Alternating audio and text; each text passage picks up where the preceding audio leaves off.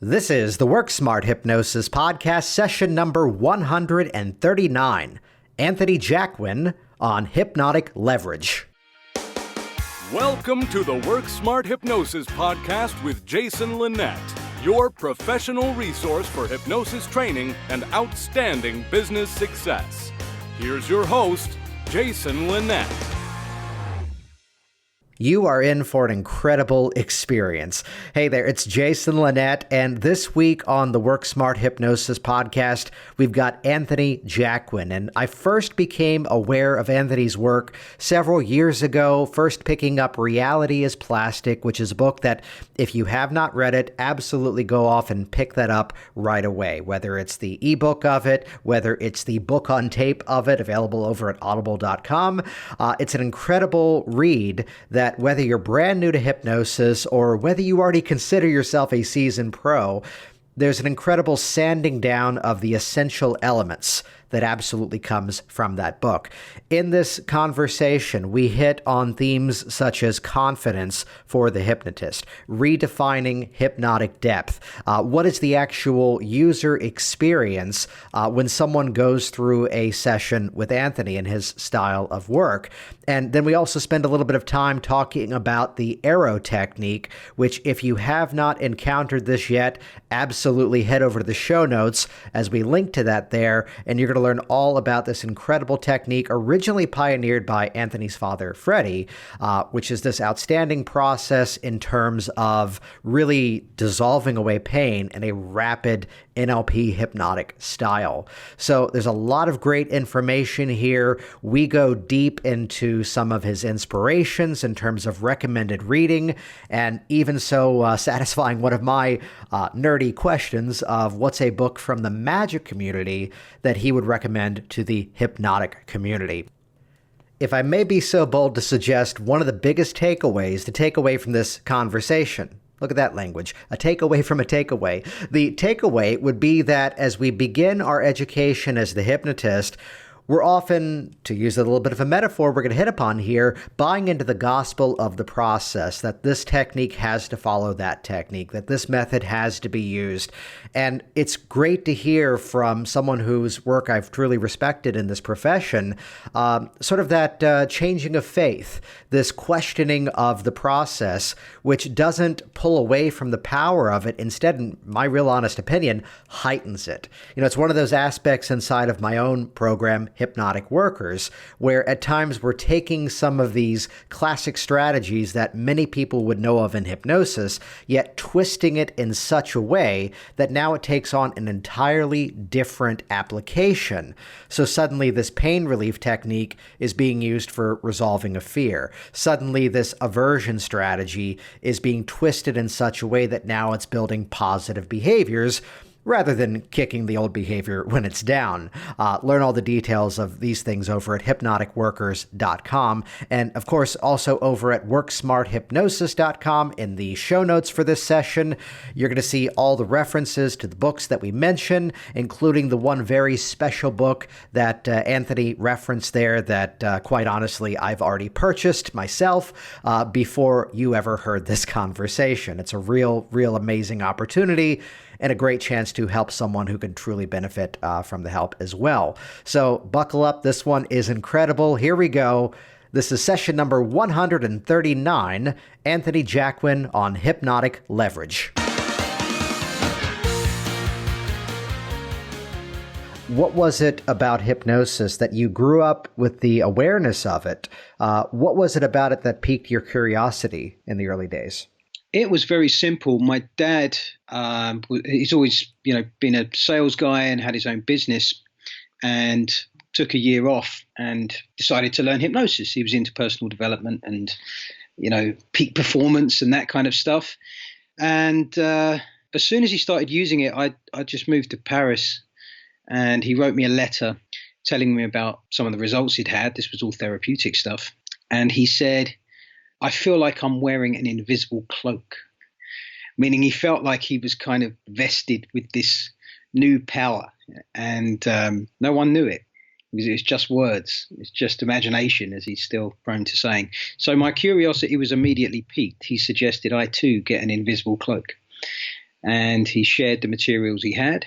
And I was one of the lucky ones. My first 3 sessions, with a few sheets of paper and someone laying prone on a sofa, were successful. And that was it. I've just never, ever looked back. The first 2 were quit smoking sessions. And the third one was someone I'd just met in college. He was a vocalist and had some rare time in a studio. He couldn't really afford it, so he really wanted to kind of unleash and get something down for his demo reel. And believe it or not, he got signed by someone walking past and saying, "That guy." So that was it. It was kind of, I was all in right from the start. I love that. There's the aspect of, as we're brand new at this, we often don't know enough yet to be afraid of it. We don't yet know enough to be cautious around it.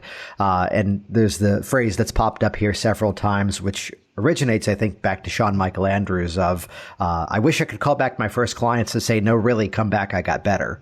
But let me ask you this, in terms of those initial sessions, I mean, it's been some time, of course, since that. What would you say it was that you did right in those sessions? Aside from, of course, getting the change, what was it that you went into that with the mindset, or if it was strategy? What was it that you say that from those early days went so well? Well, I certainly went in with a complete plan. So a kind of beginning to end plan rather than just going in with sort of one technique. I was aware from the bit of training that my dad had that, sitting down and doing a little bit of myth busting and positioning and stuff like that with regard to the smoking habit, at least, was worthwhile. And I'm still very much a believer that I'm at work from the moment my client comes through the door, and certainly through the questions and discussion that seem to precede the more formal hypnotic part of the session. For me, it's just one continuous process of suggestion. So that was good. The people I did it to took it seriously enough. I think that was quite helpful looking back, in that they genuinely wanted to kind of experience it, and I'd managed to keep them intrigued by not coming at it in a completely amateur way. So at least kind of suggesting that I was able to do this, and I thought that I could help them. So that helped. Looking back on the session itself, I mean, it's barely recognizable from what I do now, but I used, actually in the smoking session, I guess it was a very lengthy process to eventually do some aversion, thinking about it, which I barely touch now. I see aversion as a very blunt instrument. And this was kind of a long induction, and then a sort of, rambling, walking down a path kind of deepener that eventually led to a kind of aversion. So for me now, that, just doing aversion is not really being thorough, and it doesn't necessarily have longevity and stand up to much pressure testing. What I love there is the description of, it's a bit of a blunt weapon. It's a bit of a blunt tool that, you're right, that it may not have that lasting value, though I'm just curious to ask, are there specific moments where you will pull that out as a strategy? Yeah, there's a couple. I mean, I actually think the person needs to be reasonably skilled as a subject to really benefit from aversion. Otherwise, it just makes them curious to go and test it. And if they're reasonably skilled, then that test will stand up. I mean, it's just like a post-hypnotic suggestion, so it will stand up. It doesn't feel like I'm giving someone choice. Mm-hmm. If another time I may use it is if there's kind of a single issue. Let's say it's someone wants to lose weight and stuff like that, and if they have a grapefruit for breakfast and chicken breast for lunch and a potato in the evening, but they drink 22 liters of Diet Coke a week, then maybe I will knock that out of the way. But I would still prefer to do that in a more considered way that leaves them with choice rather than just putting a block on something. To me, an aversion, I sometimes say it's like a psychological equivalent of painting someone's fingers with, I think it's called apple bitters over here, to stop them biting their nails. It does make it difficult. And if during that period of it being difficult, you experience some kind of change with regard to that, and you think, I've done it, and you start to think about it differently, then it can work. But how many people do you know who stopped biting their nails because someone painted them with something that tasted disgusting? You only have to get through that stuff once, and it's and the automatic habit is still there. So very rarely do I use aversion. Sometimes, if there's a single thing that would get us closer to that goal much quicker, then I may kind of add some aversion. But they really would need to be showing some ability as a subject. Otherwise, it's just not worth it, in my opinion. Yeah, I love that qualification of looking at it also in terms of their skills as the subject. I give an example of someone just this past week that I decided to pull that out as a strategy, when everything you've just said is typically my same opinion as well, that it's coming down to there's some dietary concerns, there's some actual health things that are going on being diabetic, and just a certain category of food that the less of that is, the better. And she gave the hypnotic contract. Well, if I could just really see that food for the processed junk that it is, then I'd be fine. And all of a sudden, bam, we've got a hypnotic contract in place, which is at least going to be a stepping stone in now drawing out eating more of this other food, eating more of these good, healthy, beneficial things. Yes. Yeah. Well, there you go. There's a decent enough example. Yeah. Perfect. So moving forward then, there was that initial introduction. What would you say was your next step in terms of you had that success with those initial clients? Then what came next for you? Well, my dad continued to get into it, and it eventually became his business. You know, that took a few years, but we both studied it as much as we could, and the books we had available to us at that point, and we chanced upon some good ones, and they're still real valuable books, and I think they're real valuable books for beginners. They were Training Trances by John Overdorf. Yes. It's still a standout book. It kind of was and still remains the bridge between NLP and hypnosis. And one of my main issues with NLP is that so much of the hypnosis seems to have been squeezed out along the way. It just doesn't seem to feature that much in many trainings. And I kind of think, I think that's a shame. I think it brings, especially some of the earlier techniques, to life, and it gives them a kind of beating heart. Yeah. I want to expand upon that for a second there. So elaborate on that it's been squeezed out. What do you mean by that? Well, I meet a lot of people who teach NLP, and a lot of people who have done vast amounts of study of it. And on some, even the real lengthy courses and respected courses, it barely features. And that may be because they are putting an emphasis on modeling, and that kind of, you know, that being the important part. If you want to model a hypnotist, then go and model a hypnotist. But things I'll try to put it in context for me. So I use a lot of parts work, very simple single part stuff, akin to, you know, what NLPers would call a 6-step reframe. And it doesn't, I think they call it an N step. It doesn't always have 6 steps, but simple negotiations with a part that it apparently runs a behavior for a purpose. It's kind of, you know, go back 20 years in your NLP literature and you'll find this kind of stuff. Now that technique is laid out in Frogs into Princes, and it's also laid out in the original version of Transformations. And it's exactly the same technique, that 6-step. But in Transformations, it's very much about non-conscious signals, keeping the person is kind of can just watch and observe. Yeah, they're just kind of hanging out, and the unconscious is doing the effort. So, to be honest, that is how I operate in most of the time when I'm doing hypnosis. Is the person can just watch, you know, with no disrespect to them. They're almost like a kind of shell as I go ahead and do work. So again, that's really what that would typify the difference that I'm talking about. In that, for me, the original Transformations book and Training Trances were books about hypnosis, as opposed to just being about NLP.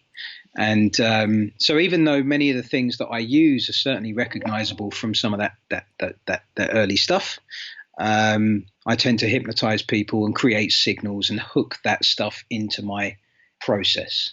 Well, it's that benefit of bringing in, I mean, just simply the hypnotic phenomenon into the process, that it's that age-old scenario of, well, I felt relaxed, I guess something happened, as opposed to, no, I saw my arm moving up. No, I felt this burst of that old feeling that I was here to release. My finger was moving on its own accord, of bringing in that hypnotic element of it, which, in my opinion, drives the change process even deeper.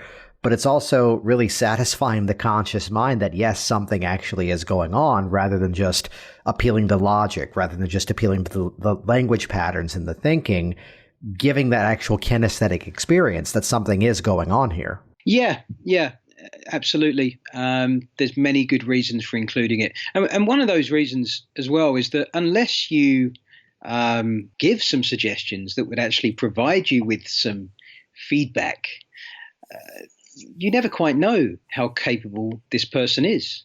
And it may be that you can the techniques can almost become simpler and more direct the more skilled they are. If you only relax them and you try and kind of infer from that, what capabilities they have. And, we've got to understand we vary. We do vary as subjects, and some people are real virtuosos in this regard. You'll never know unless you test. So I'm also slightly cautious to say that an ideomotor signal absolutely means yes from an honest, unconscious, all-knowing, all-wise, aspect of the person. It looks like that. It behaves like that. It gives lots of useful bits of feedback. But I'm in recent years, I've kind of become more cautious to hang too much on that. Ultimately, it is a suggested effect. And as a suggested effect, it provides me with feedback. It lets me and my client kind of know where we are in the process and how things are proceeding. And most of the time, it appears to be kind of useful, relevant information, even if that information is just a yes. But again, I'd still stop slightly shy of saying it absolutely is, some pure line of communication. Well, there's two sides to that, because let's use an example inside of stage hypnosis that, very often there's a dialogue of, no, dismiss the people who are faking it. Now, if there's the person who very clearly is, peeking out of the corner of their eyes, squinting and just pretending and playing along, and you're picking up on that, yes, not necessarily the best demonstration. Yet if there's a person who is, let's say, self-suggesting that they think they ought to be doing these certain things, they ought to be feeling certain things based on their own, I don't want to use the word misconceptions here, but their own preconceived notions as to what the hypnotic experience ought to be. Simply by going through those motions, sometimes they're actually suggesting themselves back deeper into that state. So I may be on the same page with you that, in early years is like, no, once they've lost the numbers, that's absolutely somnambulism based on the Dave Elman induction. Once the fingers are moving, that's purely an unconscious thing. At which this point, the best I can say is, chances are pretty good, as opposed to complete absolute fact on that. But again, it may be guiding them in deeper out of the perception of it, though. Yeah. I mean, you mentioned the Elman induction there, which is a wonderful thing. And I think the reason it's a wonderful thing is that it encourages testing, whereas most other, or some kind of testing, whereas, most inductions kind of lack that.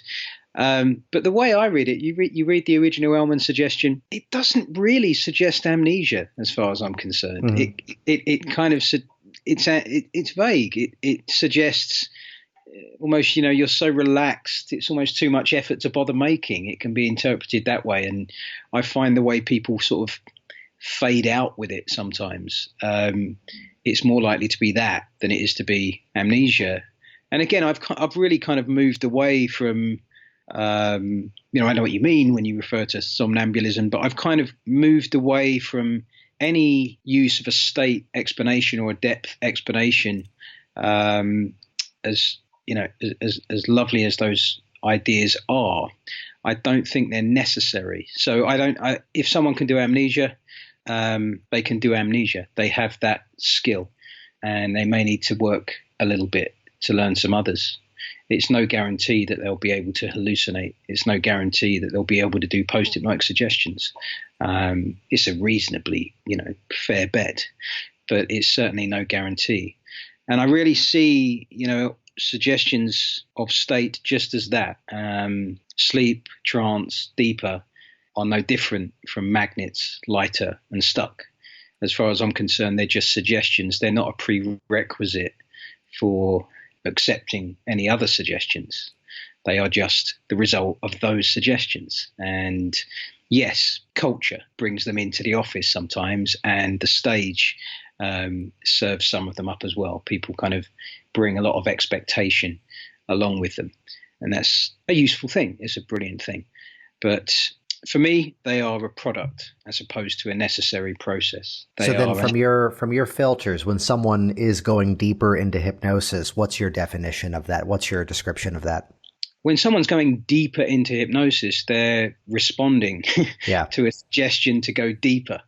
It's that simple. We're testing that suggestion. So the way I'd look at it is that some responses are common. And by that, I mean most people respond to physical suggestions. Yeah, most people respond to pain suggestions, perhaps more interestingly.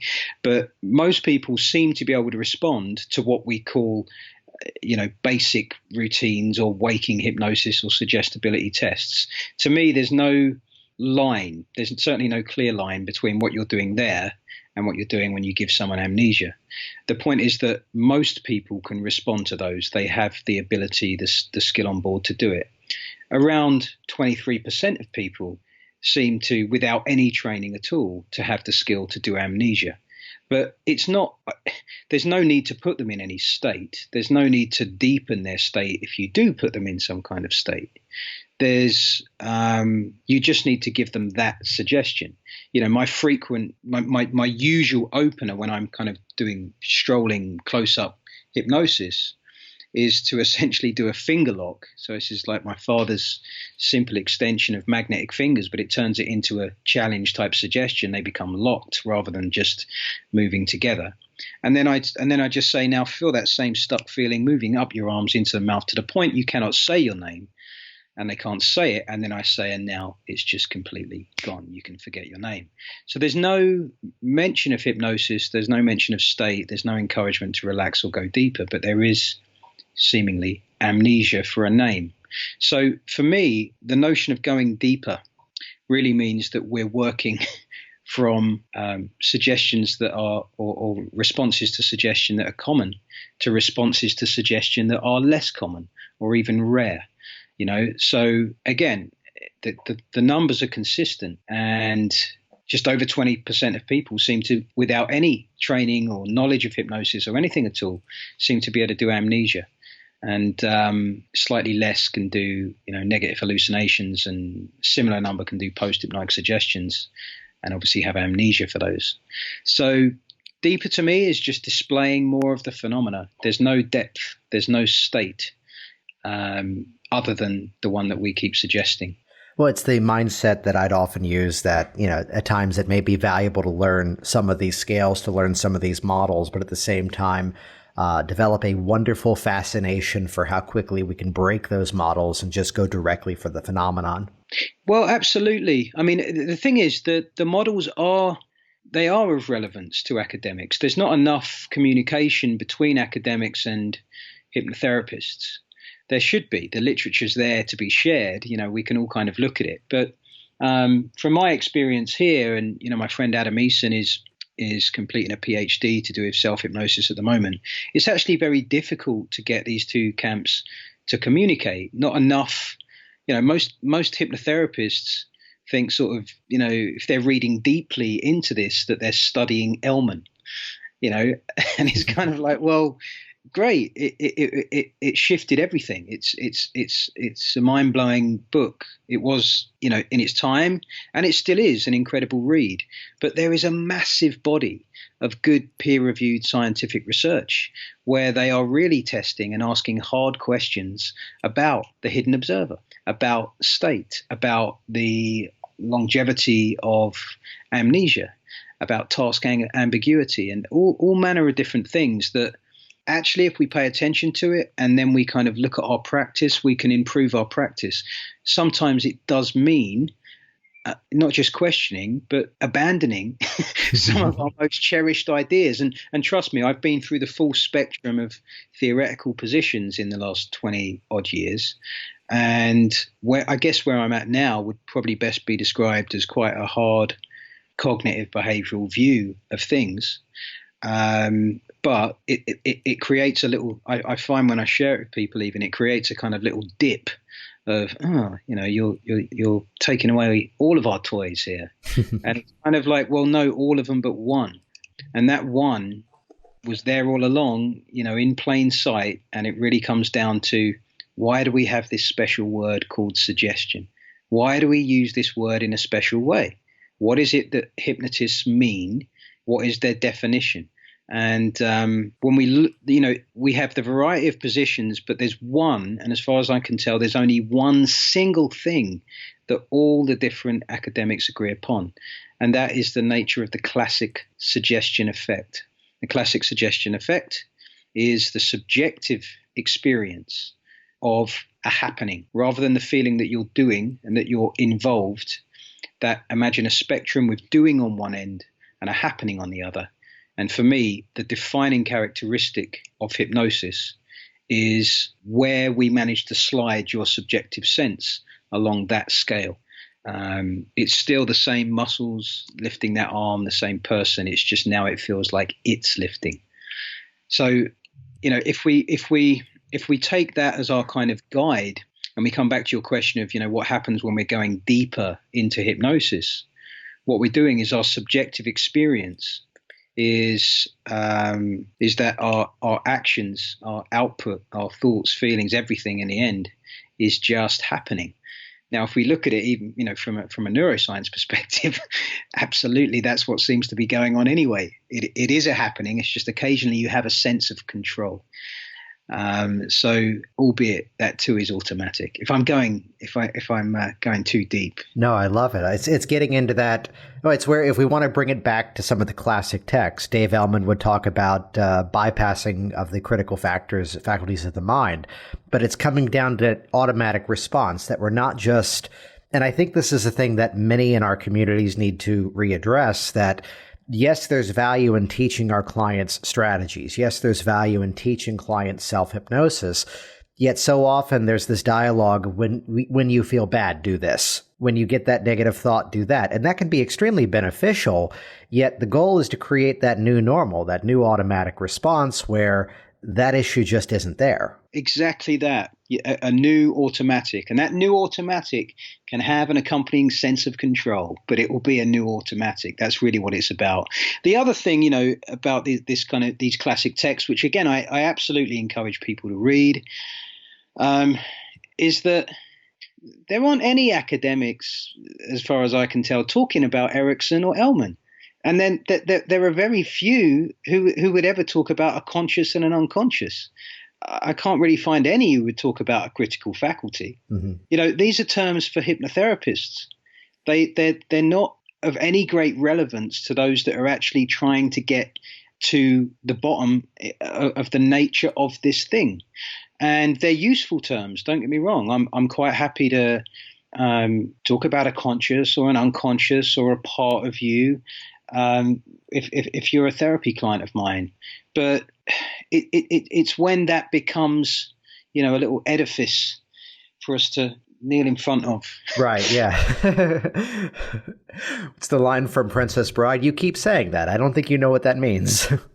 Let's just remind ourselves, that the best we can manage is metaphor. Yes. And, just to be prepared to question some of those concepts, not as necessarily true or not true, because they can still be useful, but equally not to hold them up too high and for too long when you've got all this other stuff that can provide us therapists and performers with new insights and things that can potentially, really benefit our clients. And just one example of that, is that we really should all engage with the debate about the value and the potential problems with regression to cause.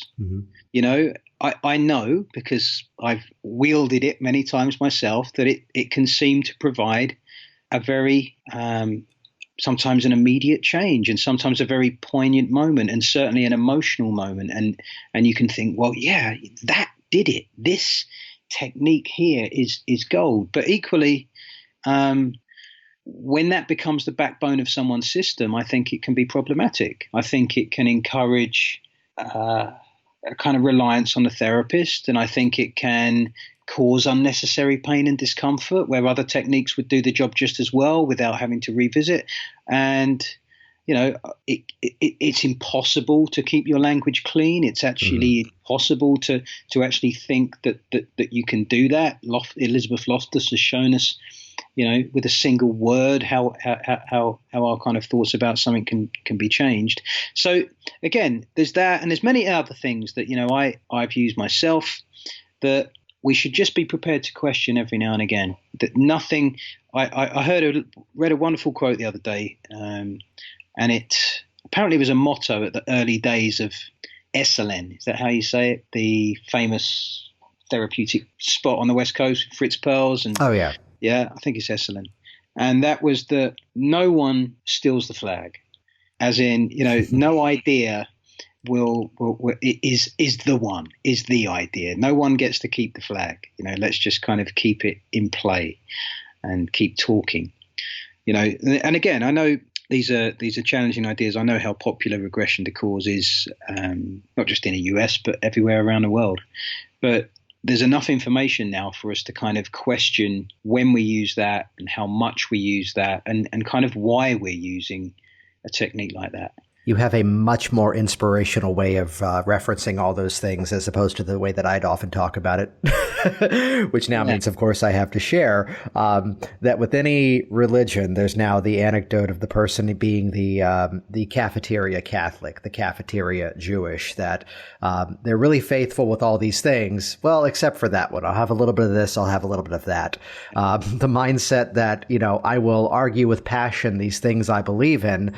Though if you're in my office and the moment I have you closing your eyes for some sort of suggestibility test, fluttering like crazy and responding to every hypnotic suggestion, I'm not going to bother with the formality that, you know, is often, you know, inside of the process.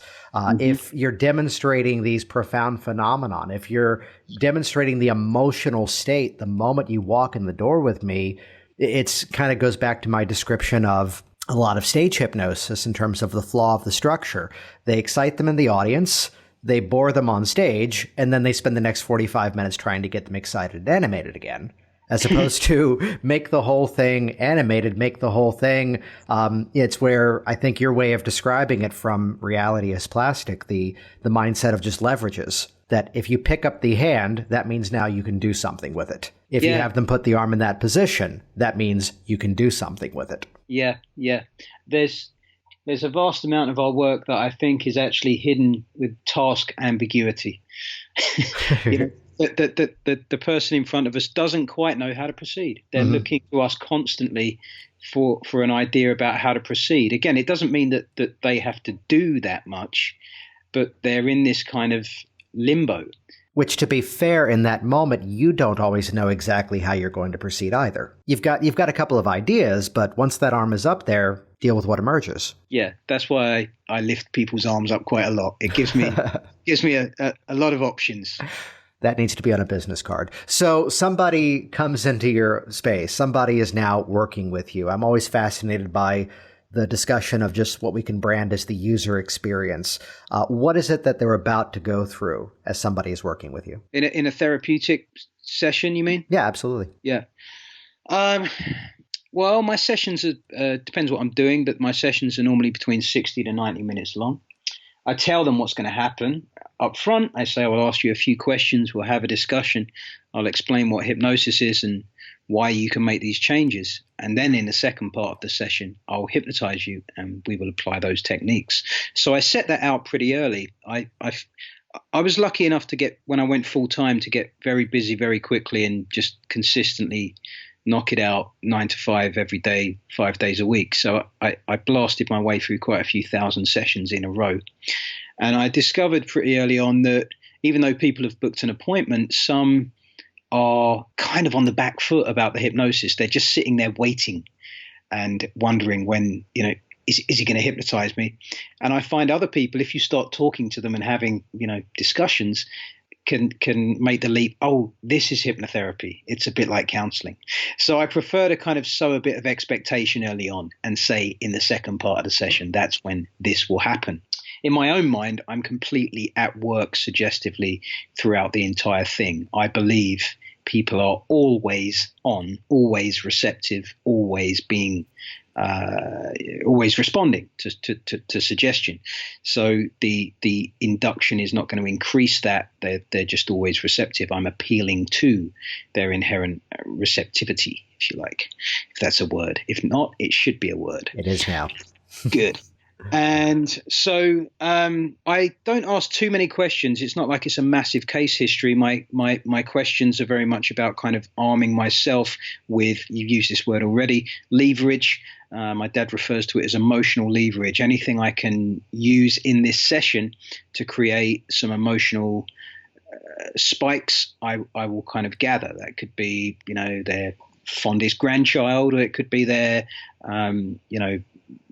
their most lip-smacking goal that they'd like to kind of achieve. I'm trying to get hold of some of that information, what matters to them, the reasons.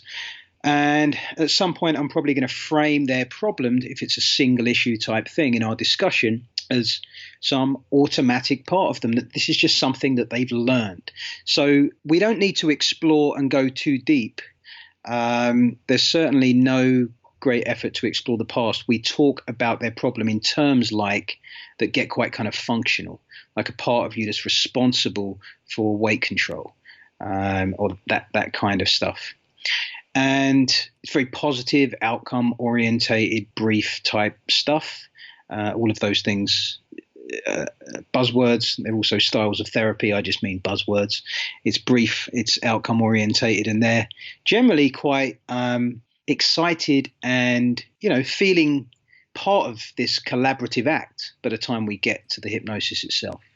When we get to the hypnosis, I do a rapid induction. It's my father's my biggest influence here. So we both use what's called the Jacquin power lift. He created it. It's a sort of hybrid between a rehearsal and a handshake and just a sort of direct suggestion. But that leaves our client with their arm in the air and their eyes closed in the kind of swan position. If you've looked at Bob Burns' The Swan, you'll recognize the elbow on the chair, arm in the air. And we've been leaving our clients in that position for a long, long time. And the next thing I do is create idiomotor communication, and then I hook that into the parts work, and then I do whatever else it is that I think I will see fit to do why that part is searching. And that really could be, I say anything. Let's say I probably have 7 or 8 tools that I draw upon and use a combination of them, maybe 3 or 4 or 5 of those things in the middle of this negotiation with this part. Throughout that process, I will push the phenomena that is an idiomotor movement as far as I can. So for some people, it will remain, a flicker of the eye, and for others, it will end up being like, some heavyweight voodoo in the chair, which they appear to be trying to float out of. Things like that. I will push the experience as kind of hard as I can. I will do some of that with their eyes open, so they get to see what's going on. It's not just a kind of eyes closed experience. They get to, a challenge type suggestion with regard to this movement and the progression of these movements and the communication, things like their hands coming together. And I use metaphor quite liberally. Again, I don't feel the need to reinvent that stuff every time. I have a handful of metaphors that I have used hundreds, sometimes in some cases thousands of times. And I mean what I say when I'm doing this stuff. It's not like a spell to me. I look at the person and I mean exactly what I say. I try and, be the storyteller and make it as emphatic and meaningful as possible. And then we bring it to an end and they open their eyes looking suitably perplexed. And then, depending on what it is, if it's some kind of pain or fear, that kind of stuff that I can immediately test, then I will test that, with symptom scaling and making them think of stuff and challenging them to do that. I don't really give my clients too much homework. I may give a few post-hypnotic suggestions and casually test stuff like that, but I don't really give them homework. I just say, get out there and see how you get on. And, we may book a second session. It depends what it is they're doing. They normally have a follow-up session. So we kind of book that in, and they come back next week and they tell me how they've been getting on. It's really quite straightforward. The other thing I normally do is teach kind of instant self-hypnosis in that first session as well. Whenever I get someone hypnotized, I'm likely to give them the key, just in case they should ever decide to reach in their pocket and pull it out. I'm guessing most don't, but it just seems such an opportunity lost if, when someone is hypnotized and responding wonderfully, that you don't say to them, from today, should you ever wish to use this ability, you will be able to do that. All you need do is hear this word in your mind, and you'll immediately return to this state anytime it's safe and appropriate to do so. In this state of mind, it's deeply recuperative. You could spend a few minutes there, and or more usefully, you can use your inner voice and tell your mind what you want and when, how you will feel and when. So at the end of the session, I will reprise that, and they will take themselves back in, even though there's no in, and they will extract some basic phenomena. They will tell their own hand to stick or their own hand to lift, or then tell them to, give it a more useful suggestion to themselves. And then that's the end of the first session. It's just like the ultimate free gift. Outstanding. What I love about that is the aspect of, again, bringing kind of like where we began this conversation, bringing the hypnosis into it, bringing the actual kinesthetics into it, that they can feel things are going on, that they're interacting the whole way through. Yeah. There's nothing to be afraid of there. I spent a few years with people silent and not moving and afraid if someone knocked on the door, and terror, just all this, a chair squeaked. I think most of us do, because relaxation is so central to most approaches, and it's easy to find yourself in that mode. And obviously relaxation is recuperative and beneficial. So most sessions kind of benefit from some of that anyway. They are going to introspect and go inside and pay attention to things they wouldn't normally pay attention to. But it's not necessary. It's not a must have. It's not, it gets in the way of some more active, hypnotic pursuits. And it may even be suggesting them into a state that is not the desired outcome, that if they're going for peak performance, if they're going for excitement, if they're looking to improve upon something, that relaxation may not be the desired outcome, at which point it, in my opinion, serves as a distraction. Yeah, absolutely. I mean, Michael Perez has got some great work with regard to that, and kind of how we suggest hypnosis in relation to the problem that they have. He lectured on this at a conference I ran in London a few years ago. One of the most popular lectures at the UK Hypnosis Convention just a week back was about active inductions or active techniques as you walk down that corridor. It's a bit like kind of anchoring, but it's use the activity as your process.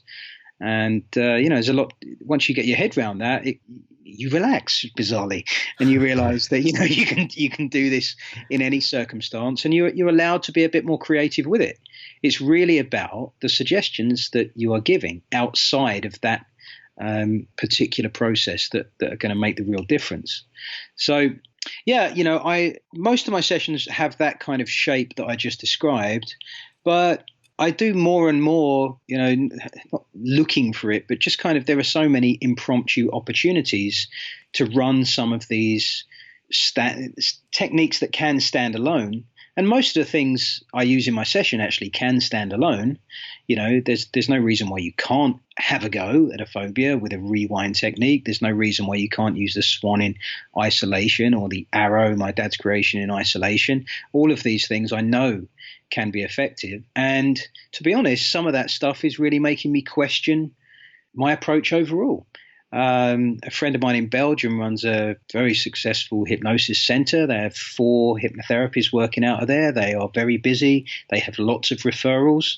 Their average session length, wait for it, 12 minutes. Nice. And people love it. They're absolutely loving it. They're just having a go with the kind of tools that I've just described.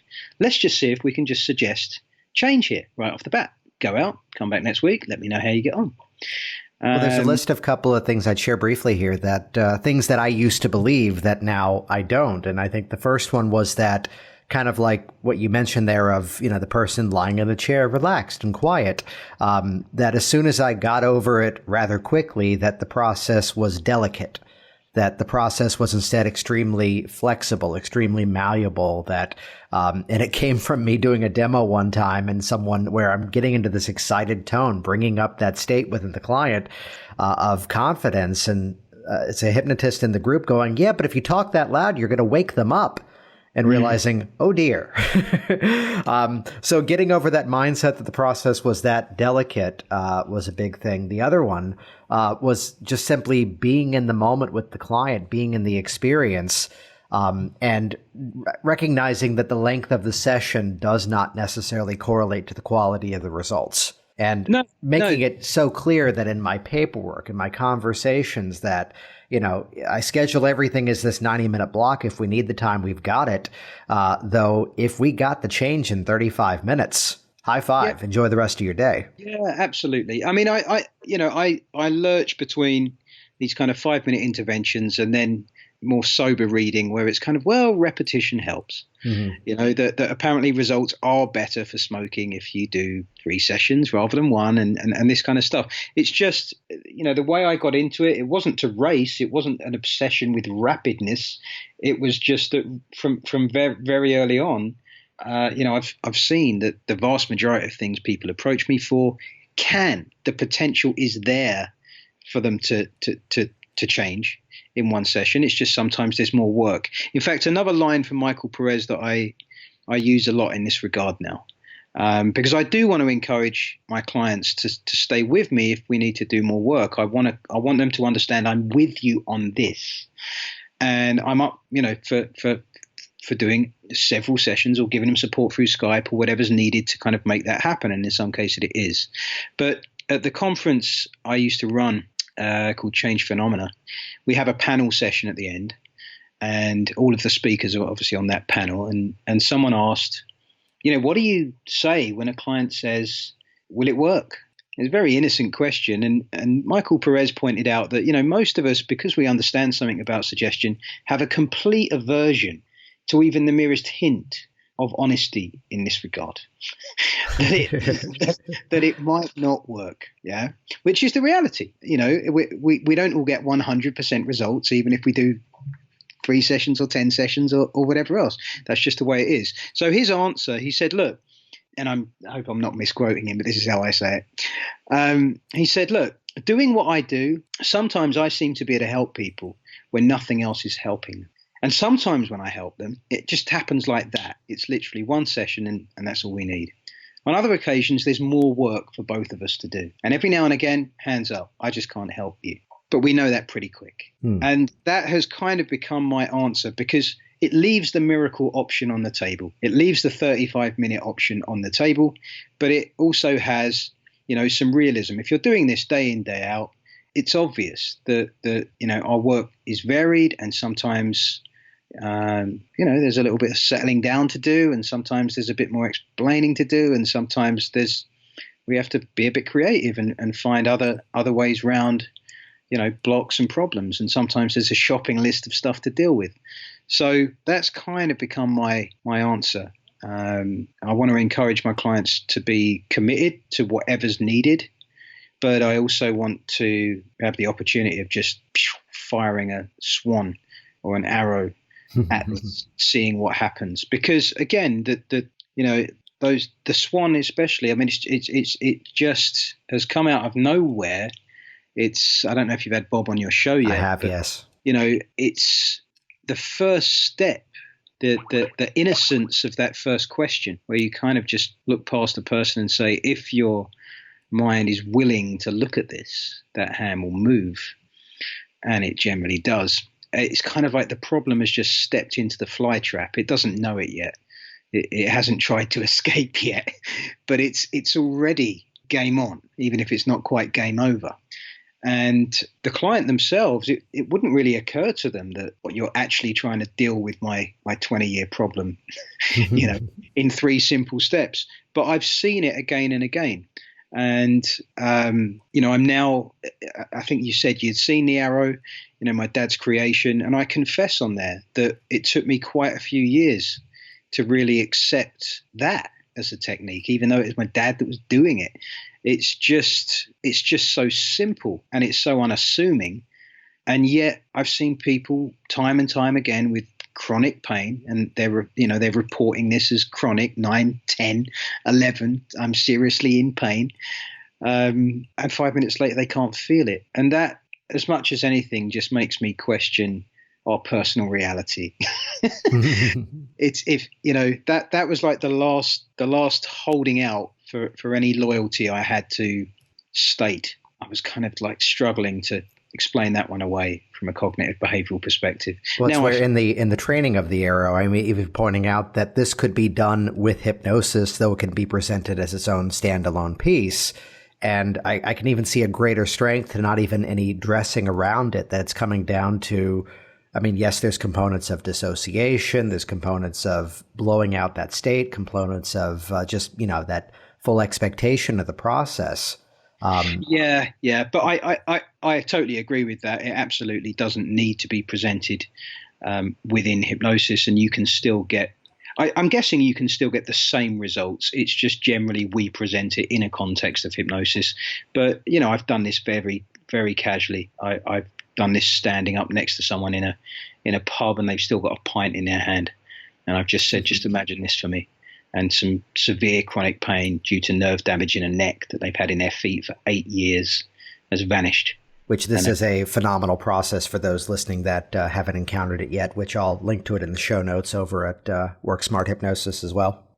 I'm not trying to do product placement here. I'm just saying. I'll push it for you. but things like that.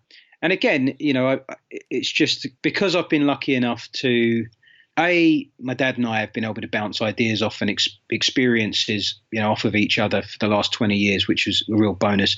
Now there is a strong community and an abundance of resources. Obviously, you hear these kind of tales from all over the place, and I'm still consistently astounded at what can be achieved. It's becoming commonplace now for people to be talking away allergies. Which for a long time were just, well, no, you can't really do that. People weren't even really trying that hard. And it's like, well, it is there in the literature, and more people seem to be doing it, and doing it with the same similar approaches than they would, any other kind of protective mechanism. So I never get tired of this. I'm consistently amazed at our capacity to change, and to do that almost, with playful imagination games that aren't that taxing, that we could probably automate.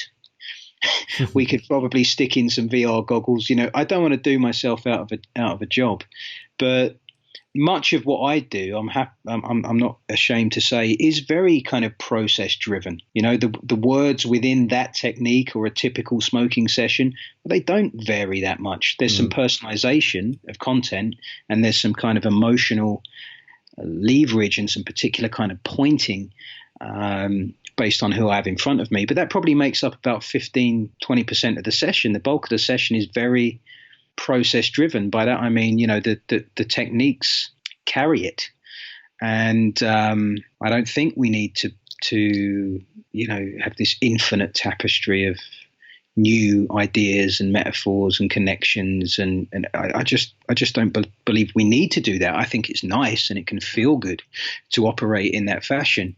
But at the risk of using a hypnotic metaphor to describe hypnotic metaphors, the handyman only has so many tools that they'll often make use of. Yeah, and indeed. It's indeed how they put them together that really creates the process.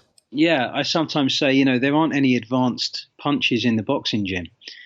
You can throw them in every condition with different kinds of opponent, but ultimately there's only a handful of punches in there. And again, there are common elements to so many of the things that I do. This kind of imagined dissociation. There's lots of ways of doing that, but that seems to be very common. Adopting this kind of observing self position seems to be common to many, many techniques. Being given permission to just do it differently, and then, for that differently to become your new automatic response. We can easily overindulge sometimes in the elements that make up a process, but at the end of the day, it's just a hammer. It's just, this one's a shiny one, this one's got a rubber handle, this one can pull out nails as well, but that's just how I operate. I know some very poetic hypnotists, and they do great work. I just prefer to really, and this kind of applies. This often comes up with regard to how can people get better quicker. I'm very much of the mindset that you will master your craft by limiting yourself to a handful of tools at first, and using them over and over and over. It's the same when you try to learn magic. The temptation is to gather, fill drawers up with tricks, need to know every secret, and learn nothing about performance. Whereas if you have 6 tricks, as magicians say, and you do them thousands of times, then you will learn everything you need to know about interaction and misdirection and what you can get away with, and bits of good fortune and bits of bad luck and so on. So, when I teach people hypnosis, I do give them a toolkit, if you like, but I very much believe that they're really going to learn this once they start using these tools every day, and they start, filing stuff down every day, and they start, hammering away at things every day, and realize what it's going to work on and when it doesn't, and that kind of thing. Yeah, which you may have seamlessly transitioned me into one of the questions I wanted to ask you, which is an interesting one for the audience listening to this. So I will give you the head start on it by actually giving you my answer to this question first, that we share a background, we share an interest with magic that I know it's something that you're still at times performing, yes? Yes, I get hired as a kind of close-up. I'm always introduced as a hypnotist, but I mix up magic and mind games. So things that look like, not really like I'm reading your mind, but more like I'm putting thoughts into your mind, and I'm, occasionally guessing which kind of actions you're going to take and things like that. It's all magic. Right. So you've referenced some outstanding books in terms of reference points, of going back to transformations, going back to training trances. And I'll give you my answer here first as a head start for your side of it, which would be that for most of this audience, they're mostly of the hypnosis background. Though if you could make one recommendation of a book that's written for the magic community that you feel the hypnosis community ought to read, which briefly my answer is Daryl Fitzke's Trick Brain. That specifically the chapter around the 19 magical occurrence classifications, that for the magician to know the difference between a production and a transformation, a penetration, the difference between thought reading and thought transmission and prediction, to take all these various effects and put them into the individual categories, which otherwise the turn of the century performer at times was deemed the box jumper. It was the girl jumping out of the box, the girl jumping out of the box, the girl jumping out of the box, same trick over and over, which inside of hypnosis, this is kind of my hit list at times inside of a session around, okay, I need to hit this directly. I'm going to at times apply direct suggestion in hypnosis. I need to address this indirectly by way of metaphor and storytelling. I need to appeal to the emotional state. So maybe if cathartic change is going to be beneficial, if it's practitioner-driven NLP, client-driven NLP, which is not necessarily the, hey, here's another routine for this table, but instead, how else can I further compound this work? So that's where I go back to that Fitzky book, again, called The Trick Brain, out of the classic Fitzky trilogy. So if you had to make a recommendation of a magic book for the hypnosis community, what would it be? Okay, well, I'll recommend one, and then I'd like to recommend another book as well. There's a wonderful book that I put off reading intentionally. I just didn't get round to it. But many people recommended I read it, called Maximum Entertainment. Yep. And I'm happy to recommend this to non-magicians because the subtitle is There Are No Tricks in This Book, but There Are Many Secrets. And it is just brilliant, really. I think it really informs anyone from any profession in terms of how they might carry themselves and what kind of impression they will leave with others.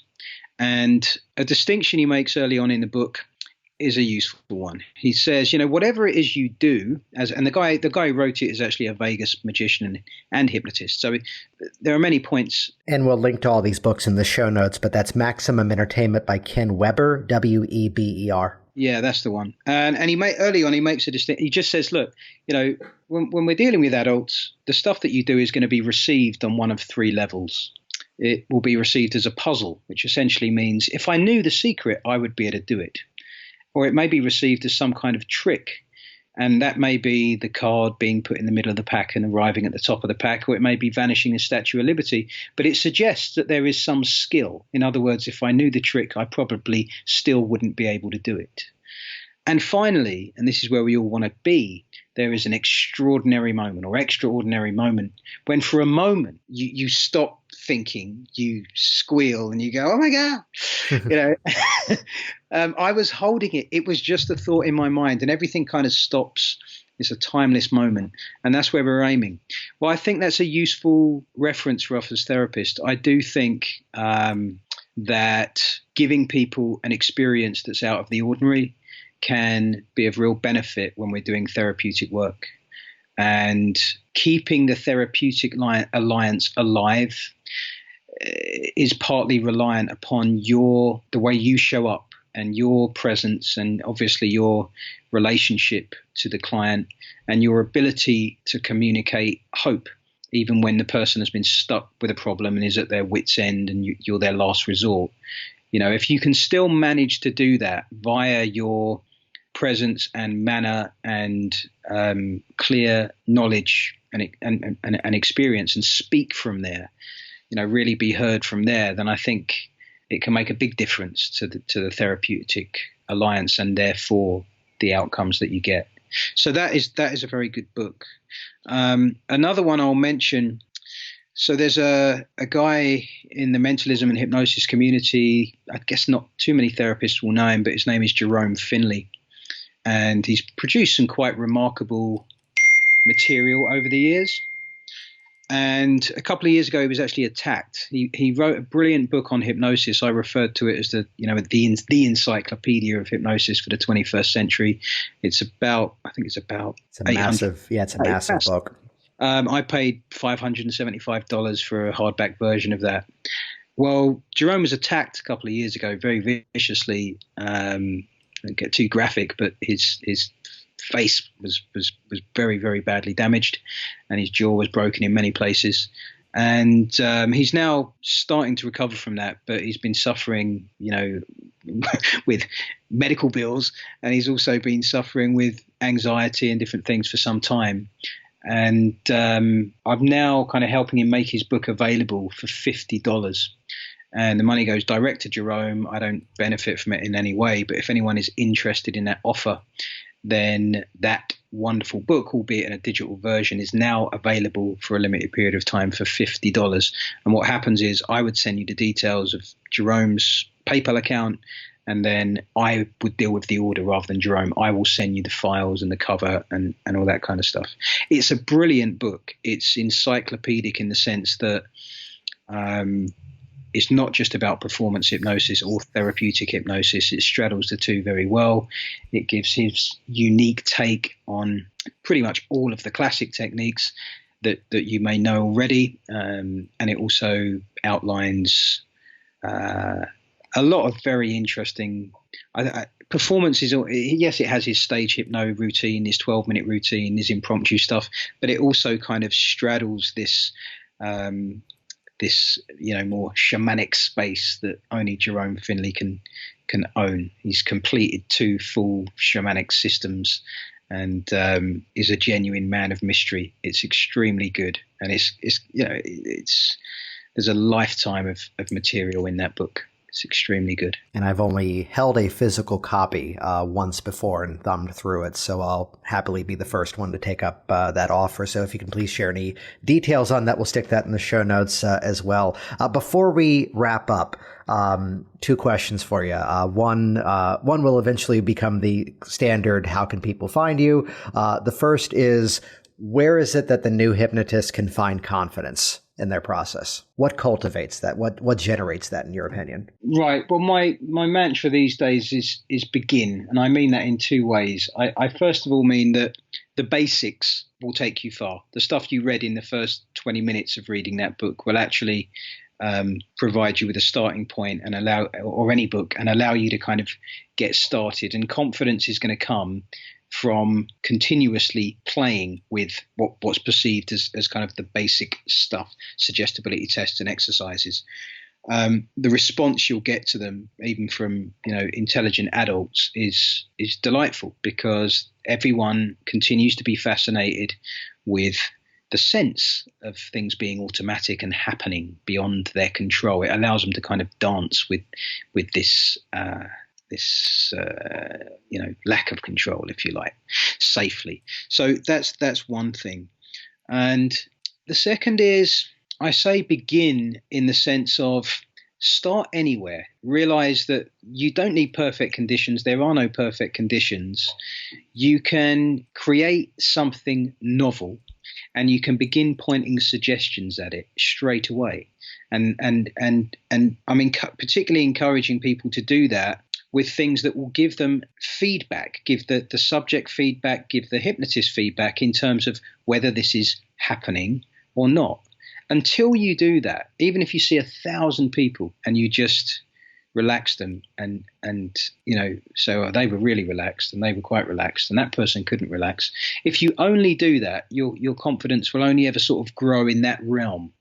And confidence really comes from being able to, it was really shown when you can, and it's a professional call whether you do or not, but you can just get into this anytime and anywhere, whether that is for therapeutic reasons, random acts of kindness, as my dad likes to call it, or because you want to have fun, or because the person wants to learn something about themselves.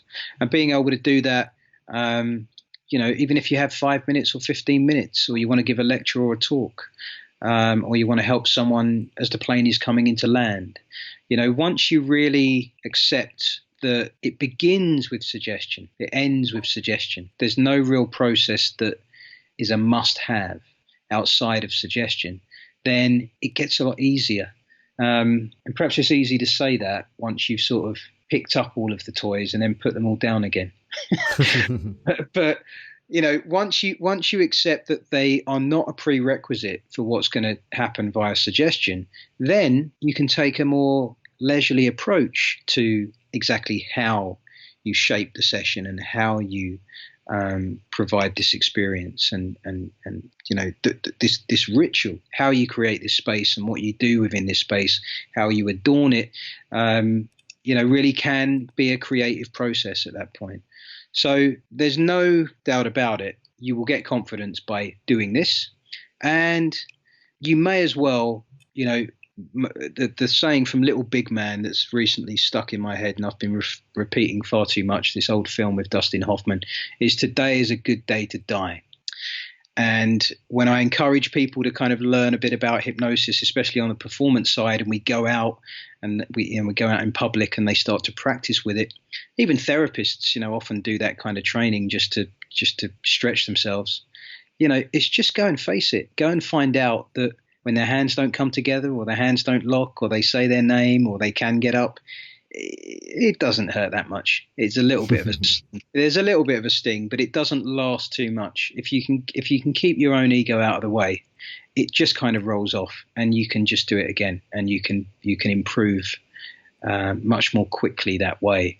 And I think there is value I know, and again, especially in the US, but also here in some cases, that some hypnotherapy associations, really discourage, don't like stage hypnosis, and I get that. It's written in your code of conduct. If that's the rule you have to sign up to, fair enough. You end up having to kind of repeat it in some cases, and I'm not suggesting you have to go and start doing stage hypnosis, but equally be open to the fact that, we're passionate about this on all sides. Performers are passionate about it. Academics, who no one argues amongst themselves more than those guys do, are absolutely passionate and fascinated about this subject, as are therapists. And none of us own the flag, and none of us should. We should learn from each other. And I feel like I became a better therapist when I had done some of the performance stuff, and I felt like I became a better stage performer and a better therapist when I'd done some of this kind of impromptu and random acts of kindness type stuff. I think it's good to learn to sort of operate in a number of different ranges, as it were, and to then let that inform other parts of our practice. What's that benefit of actually getting the hours, getting the airtime in terms of actually doing these strategies and seeing the results right away? Yeah. Outstanding. So this has been phenomenal. Thank you so much for being on here with me. Where can people, of course, find out more about you, your trainings, your information online? Well, my name is Anthony with an H, and Jacquin, Jacquin. My website is anthonyjacquin.com. I run a hypnosis training company with my father, Freddie Jacquin, and that is the Jacquin Hypnosis Academy.com. And the technique that I mentioned, this was developed by my father, and we produced, it's our only product actually, from the Jacquin Hypnosis Academy. You can find that exclusively as a download at thearrowtechnique.com. And, I'm there on Facebook. I think Anthony Jacquin will do it. I've got a number of groups, and I spend too much time online, and I'm reasonably well known for answering any question. So I'd love to get into conversation with some of your listeners. I really enjoyed the interview. You asked very good questions. Oh, thank you so much. Great having you on here. Cheers. Thank you, Jason. Thank you.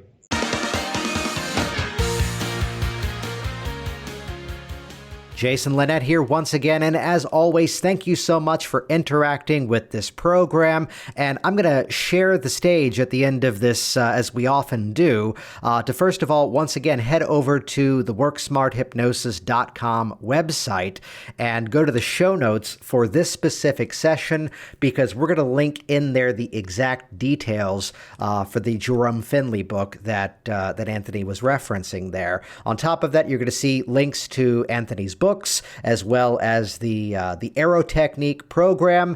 And as always, you can check out hypnoticworkers.com to learn all about my digital access training.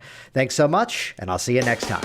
Thanks for listening to the Work Smart Hypnosis podcast at WorkSmartHypnosis.com.